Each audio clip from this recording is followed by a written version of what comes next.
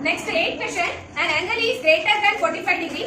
Is its supplementary angle greater than 45 degree or equal to 45 degree or less than 45 degree? We have to find. See here, for example, one angle is there. This is 45 degree is there. Okay. If the angles are complementary means their sum should be what? 90 degree. If one angle is 45 degree means other angle should be what? 45 degree. Okay. So that what is that option? 45 degree. That is equal to 45 degree. Okay. 45 degree. Okay.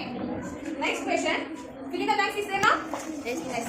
If two angles are complementary, then the sum of their measures is 90 degree. What is that answer? 90 degree.